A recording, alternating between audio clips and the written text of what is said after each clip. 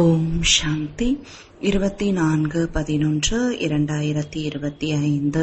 இனிமையான குழந்தைகளே, உங்களுடைய இந்த நேரம் மிகவும் மதிப்புடையது. எனவே இதை வீணாக இழக்காதீர்கள்.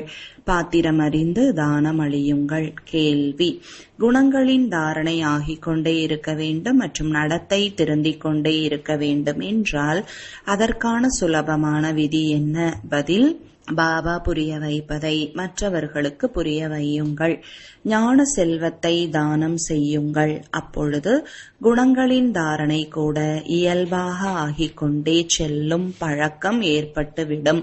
நடத்தை திருந்திக் கொண்டே இருக்கும். யாருடைய புத்தியில் இந்த ஞானம் இருப்பது இல்லையோ, ஞான தானம் செய்வது இல்லையோ, அவர்கள் கருமிகள் ஆவார்கள். அவர்கள் இலவசமாக தங்களுக்கு தாங்களே ஏற்படுத்திக் கொள்கிறார்கள். பாடல்: குழந்தை பருவத்தின் நாட்களை மறந்து விடாதீர்கள். ஓம் சாந்தி. இனிமையிலும் இனிமையான குழந்தைகள், பாடலை கேட்டீர்கள், பொருளை நல்ல முறையில் புரிந்து கொண்டீர்கள். நாம் ஆத்மாக்களாவோம், மேலும் எல்லை இல்லாத தந்தையின் குழந்தைகள்.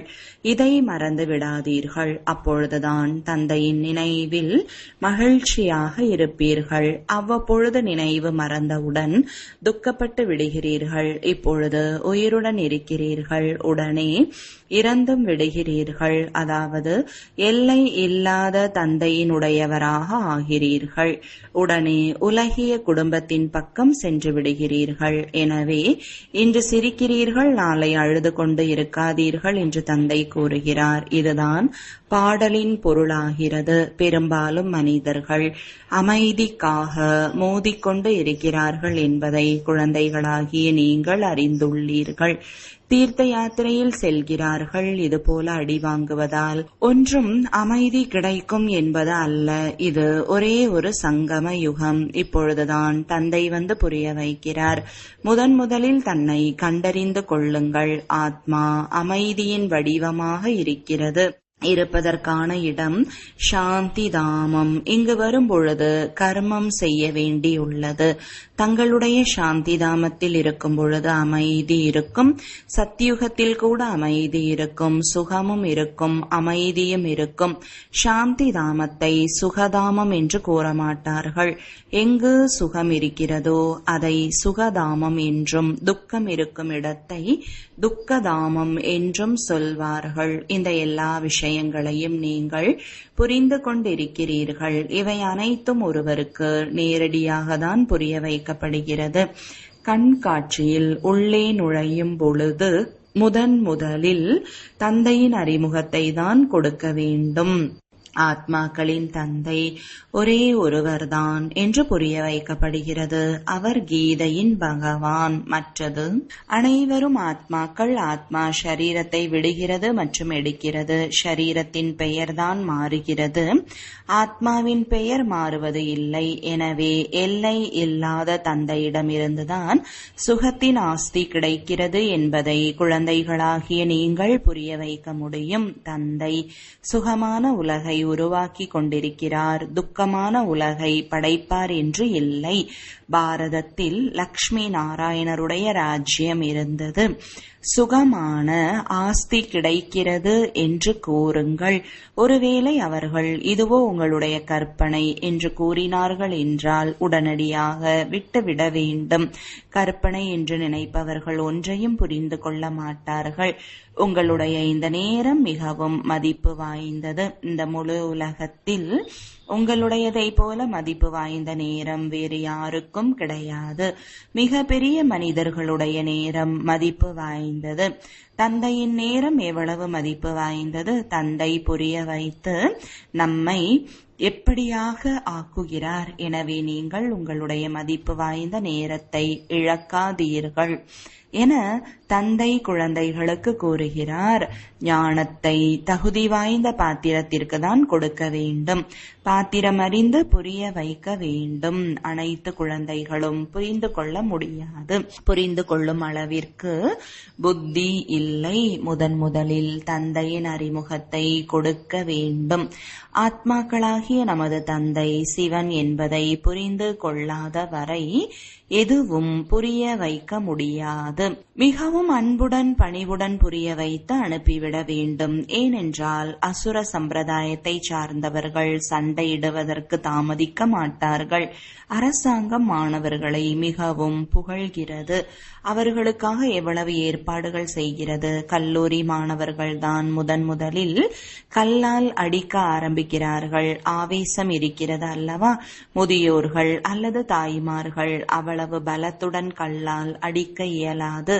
பெரும்பாலும் மாணவர்களுடைய கூச்சல் தான் இருக்கும். அவர்களை தான் யுத்தத்திற்காக தயார் செய்கிறார்கள். நீங்கள் இப்பொழுது தலைகீழாகி விட்டுள்ளீர்கள் என்று தந்தை ஆத்மாக்களுக்கு புரிய வைக்கிறார். தன்னை ஆத்மா என்பதற்கு பதிலாக ஷரீரம் என்று நினைத்து கொண்டு விடுகிறீர்கள்.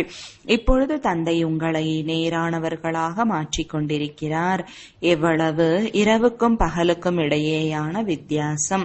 நேரானவராகி விடும் பொழுது நீங்கள் உலகின் அதிபதியாகி விடுகிறீர்கள். நாம் அரைக்கல்பம் தலைகீழாக இருந்தோம் என்பதை இப்பொழுது நீங்கள் புரிந்துள்ளீர்கள். இப்பொழுது தந்தை அரைக்கல்பத்திற்கு நேரானவராக ஆக்குகிறார். நீங்கள் அல்லாவின் குழந்தைகள். எனவே உலக அரசாட்சியின் ஆஸ்தி கிடைக்கிறது. ராவணன் தலைகீழாக ஆக்கிவிடும் பொழுது கலைகள் எல்லாம் இல்லாமல் போய்விடுகின்றன. பிறகு விழுந்து கொண்டே இருப்பார்கள். ராமராஜ்யம் மற்றும் ராவண ராஜ்யத்தை பற்றி குழந்தைகள் அறிந்துள்ளீர்கள். நீங்கள் தந்தையின் நினைவில் இருக்க வேண்டும். ஷரீர நிர்வாகத்திற்காக காரியங்கள் செய்ய வேண்டும். பிறகும் நேரம் அதிகமாக கிடைக்கிறது. யாருமே ஞானம் கேட்கும் ஆர்வத்துடன் வரவில்லை. எனவே சேவை இல்லை என்றால் தந்தையின் நினைவில் அமர்ந்து விட வேண்டும். அது குறுகிய காலத்திற்கான சம்பாத்தியம். மேலும் இது உங்களுடையது சதா காலத்திற்கான சம்பாத்தியம். இதில் அதிகமாக கவனம் கொடுக்க வேண்டியுள்ளது. மாயை அடிக்கடி வேறு பக்கம் சிந்தனையை திருப்பி விடுகிறது. இப்படி ஆகிக் கொண்டுதான் இருக்கும். மாயை மறக்க வைத்துக் கொண்டிருக்கும். இது பற்றி ஒரு நாடகம் கூட காண்பிக்கிறார்கள். பிரபு இப்படி கூறுகிறார், மாயை இப்படி கூறுகிறது. என் ஒருவனை நினைவு செய்யுங்கள் என்று தந்தை குழந்தைகளுக்கு புரிய வைக்கிறார். இதில்தான் தடைகள் ஏற்படுகின்றன. வேறு எந்த விஷயத்திலும் இவ்வளவு தடைகள் ஏற்படுவது இல்லை. தூய்மையின் காரணமாக எவ்வளவு அடி வாங்குகிறார்கள். பாகவதத்தில் இந்த நேரத்தின் பாடல் உள்ளது. பூத்தனா சூர்பனகைகள் கூட இருக்கிறார்கள். இவை அனைத்தும் தந்தை வந்து தூய்மையாக்கக்கூடிய இந்த நேரத்தின் விஷயங்கள். பண்டிகைகளை கொண்டாடுகிறார்கள். எது நடந்து முடிந்ததோ அதை பண்டிகையாக கொண்டாடி வருகிறார்கள். நடந்து முடிந்தவைக்கு புகழ் பாடுகிறார்கள். ராமராஜ்யத்தை பற்றி மகிமை பாடுகிறார்கள். ஏனென்றால் அது நடந்து முடிந்து விட்டது. எப்படி கிறிஸ்து வந்தார், தர்ம ஸ்தாபனை செய்துவிட்டு சென்றார். நாள் நேரத்தை எழுதி விடுகிறார்கள். பிறகு அவர்களுக்கு பிறந்த நாளை கொண்டாடுகிறார்கள். பக்தி மார்க்கத்தில் கூட இந்த காரியம் அரை கல்பம் நடக்கிறது. சத்தியுகத்தில் இது இருப்பது இல்லை. இந்த உலகமே முடிய போகிறது. இந்த விஷயங்கள் உங்களில் கூட மிக குறைவானவர்கள்தான் புரிந்துள்ளார்கள். அனைத்து ஆத்மாக்களும் கடைசியில் திரும்பிச் செல்ல வேண்டும் என்பதை தந்தை புரிய வைத்துள்ளார். அனைத்து ஆத்மாக்களும் ஷரீரத்தை விட்டு விடுவார்கள். இன்னும் குறைவான நாட்களே மீதம் உள்ளன என்பதை இப்பொழுது குழந்தைகளாகிய நீங்கள் புரிந்துள்ளீர்கள். இப்பொழுது மீண்டும் அனைத்தும் அழிய போகிறது. சத்தியுகத்தில் நாம் மட்டுமே வருவோம். அனைத்து ஆத்மாக்களும் வரமாட்டார்கள். யார் முந்தைய கல்பத்தில் வந்து இருந்தார்களோ அவர்களே வரிசைப்படியாக வருவார்கள். அவர்களே நல்ல முறையில் கற்றுக்கொண்டு மேலும் கற்பித்துக் கொண்டும் இருப்பார்கள். யார் நன்றாக படிக்கின்றார்களோ அவர்கள்தான் வரிசைப்படியாக மாற்றமடைகிறார்கள். நீங்களும் மாற்றமடைகிறீர்கள். அனைவரும் வரிசைப்படியாக அங்கு சாந்தி தாமத்திற்கு சென்று அமருவார்கள். பிறகு வரிசைப்படியாக வந்து கொண்டே இருப்பார்கள். முக்கியமான விஷயம் தந்தையின் அறிமுகத்தை அளிப்பது என்று தந்தை தந்தை கூறுகிறார், தந்தையின் பெயர் எப்பொழுதும் வாயில் இருக்கட்டும். ஆத்மா என்றால் என்ன, பரமாத்மா என்றால் என்ன என்பது உலகில் யாருக்கும் தெரியாது. புருவ மத்தியில் பிரகாசிக்கும் அதிசயமான நட்சத்திரம் என்று பாடுகிறார்கள். அவ்வளவுதான். அதிகமாக எதையும் புரியாமல் உள்ளார்கள். அதுவும் இந்த ஞானம் மிகவும் குறைவானவர்களின் புத்தியில்தான் உள்ளது. அடிக்கடி மறந்து விடுகிறார்கள். தந்தைதான் பதீத பாவனர் ஆவார் என்பதை முதலில் புரிய வைக்க வேண்டும். ஆஸ்தி அளிக்கிறார், சக்கரவர்த்தியாக ஆக்குகிறார். கடைசியில் அந்த நாளும் வந்தது என்ற பாடல் கூட உங்களிடம் உள்ளது. அவரை அடைவதற்கான வழிக்காக பக்தி மார்க்கத்தில் மிகவும் உழைத்தீர்கள். துவாபர யுகம் முதல் பக்தி ஆரம்பமாகிறது. பிறகு கடைசியில் தந்தை வந்து வழியை கூறுகிறார். தீர்ப்பிற்கான நேரம் என்று கூட இதற்கு சொல்லப்படுகிறது. அசுர பந்தனத்தின் அனைத்து கணக்கு வழக்கையும் முடித்து விட்டு பிறகு திரும்ப சென்று விடுகிறார்கள். 84 பிறவிகளின் பாகத்தை நீங்கள்தான் அறிந்துள்ளீர்கள். இந்த பாகம் நடிக்கப்பட்டு கொண்டே இருக்கிறது. சிவ ஜெயந்தி கொண்டாடுகிறார்கள் என்றால் சிவன் அவசியம் வந்திருக்கக்கூடும், ஏதாவது செய்திருக்கக்கூடும். அவரே புதிய உலகத்தை அமைக்கிறார். இந்த லக்ஷ்மி நாராயணர் அதிபதியாக இருந்தார்கள், இப்பொழுது இல்லை. மீண்டும் தந்தை ராஜயோகத்தை கற்பிக்கிறார். இந்த ராஜயோகத்தை கற்பித்திருந்தார் உங்களை தவிர வேறு யாருடைய வாயிலிருந்தும் வர இயலாது. நீங்கள்தான் புரிய வைக்க முடியும். சிவபாபா நமக்கு ராஜயோகத்தை கற்பித்துக் கொண்டிருக்கிறார். அவர்கள் உச்சரிக்கும் சிவோகம் என்ற வார்த்தை கூட தவறானது. நீங்கள் சக்கரத்தை சுற்றி வந்து பிராமண குலத்திலிருந்து தேவதை குலத்திற்கு வருகிறீர்கள் என்பதை இப்பொழுது தந்தை புரிய வைத்துள்ளார். நாம் தான் அது, அதுதான் நாம் என்பதன் பொருளை கூட நீங்கள் தான் புரிய வைக்க முடியும். இப்பொழுது நாம் பிராமணர்கள். இது 84 பிறவிகளின் சக்கரம். இது ஒன்றும் மந்திரம் ஜபிப்பதற்கானது அல்ல. புத்தியில் பொருள் இருக்க வேண்டும். அது கூட ஒரு நொடியின் விஷயமாகும். எப்படி விதை மற்றும் விருட்சம் ஒரு நொடியில் முழு கவனத்தில் வந்துவிடுகிறது, அதே போல அம்சோ சோகம் என்பதன் ரகசியம் கூட ஒரு நொடியில் வந்து விடுகிறது. நாம் இது போல சக்கரத்தை சுற்றி வருகிறோம். அதற்கு சுயதரிசன சக்கரம் என்று கூறப்படுகிறது. நீங்கள் யாரிடமாவது நாங்கள் சுயதரிசன சக்கரதாரி ஆவோம் என்று கூறினீர்கள் என்றால் அவர்கள் ஏற்றுக்கொள்ள மாட்டார்கள். இவர்கள் அனைத்து பட்டங்களையும் தங்கள் மீது வைத்துக் கொள்கிறார்கள் என்பார்கள். பிறகு நீங்கள் நாம் எப்படி 84 பிறவிகள் எடுக்கிறோம் என்பதை புரிய வைப்பீர்கள். இந்த சக்கரம் சுழல்கிறது. ஆத்மாவிற்கு தனது 84 பிறவிகளின் தரிசனம் கிடைக்கிறது. இதற்குதான் சுய தரிசன சக்கரதாரி என்று கூறப்படுகிறது. முதலில் கேட்டு வியப்படைவார்கள். பிறகு இது என்ன பொய் கூறுகிறார்கள் என்பார்கள். நீங்கள் தந்தையின் அறிமுகத்தை அளித்தீர்கள் என்றால் அவர்களுக்கு பொய் என்று தோன்றாது. தந்தையை நினைவு செய்கிறார்கள். பாபா நீங்கள் வந்தீர்கள் என்றால் நாங்கள் சமர்ப்பணமாகிவிடுவோம் என்றும் பாடுகிறார்கள். உங்களையே நினைவு செய்வோம். நீங்கள் கூறிக்கொண்டு இருந்தீர்கள் அல்லவா, இப்பொழுது மீண்டும் உங்களுக்கு நினைவூட்டுகிறேன் என்று தந்தை கூறுகிறார்.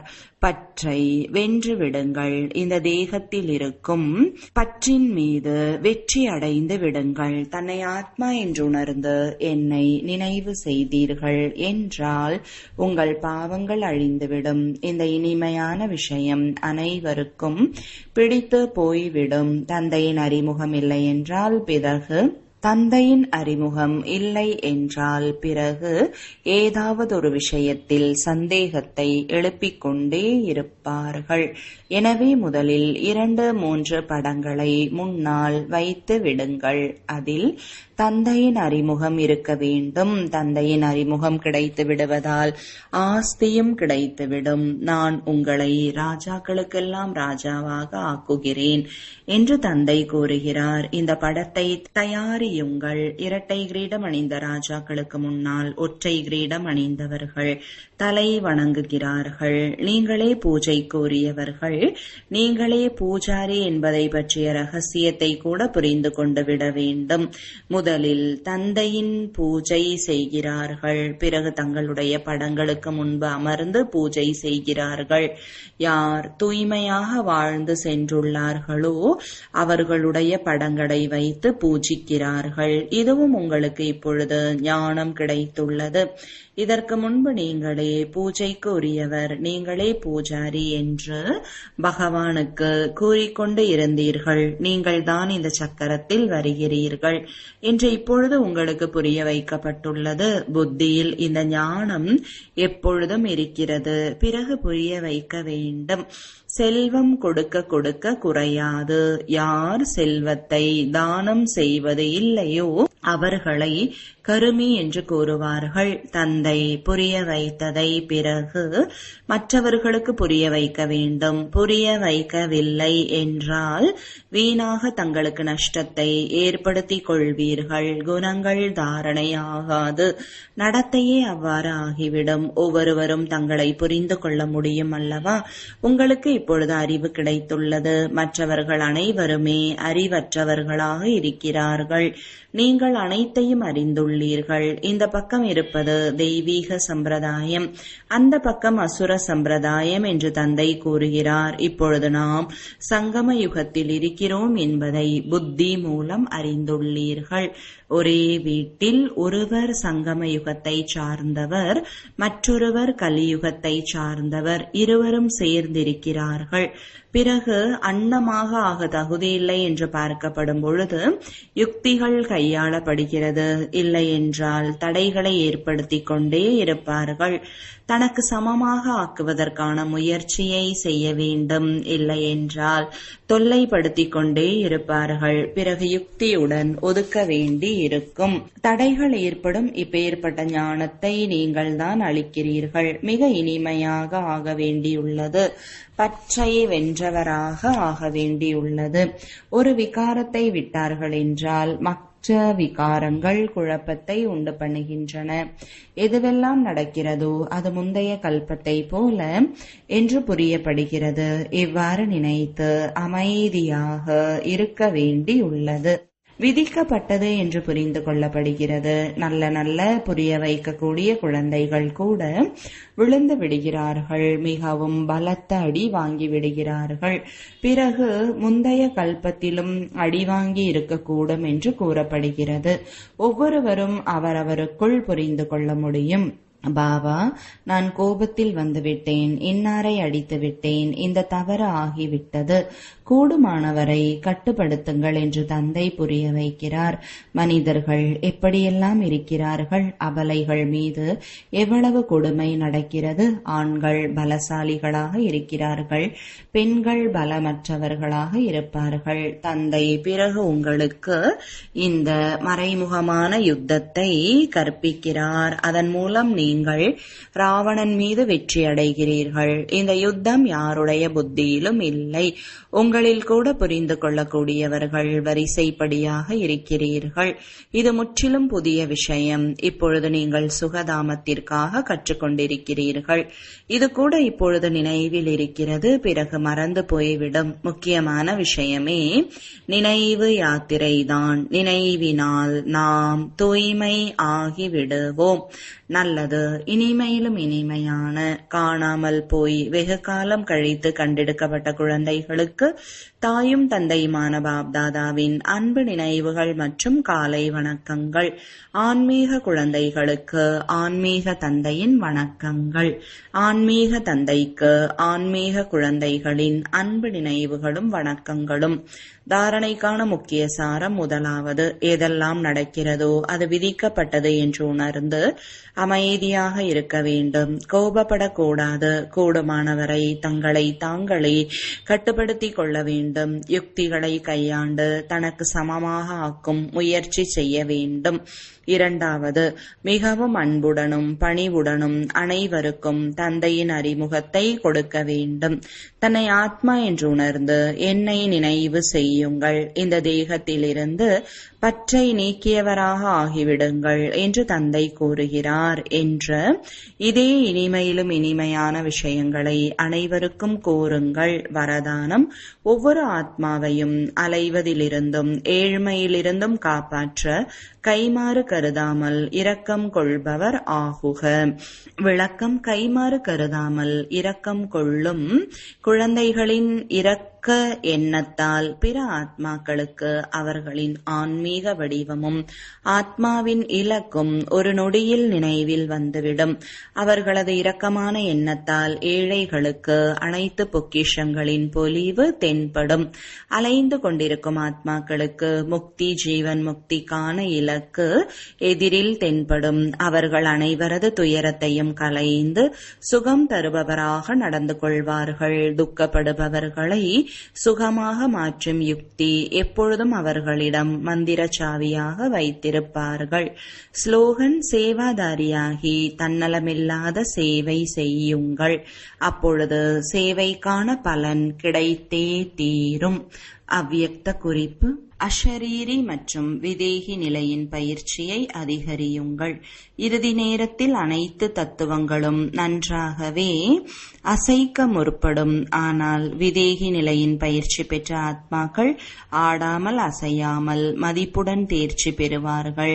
விஷயங்கள் யாவும் கடந்து செல்லும். ஆனால் பிரம்மாவின் சமமாக மதிப்புடன் தேர்ச்சி பெற்று எடுத்துக்காட்டு ஆகக்கூடியவர்கள். இதற்காக நேரம் ஒதுக்கி 5 தத்துவங்களுக்கும் சுப பாவனை எனும் ஒளியை கொடுங்கள். ஓம் சாந்தி.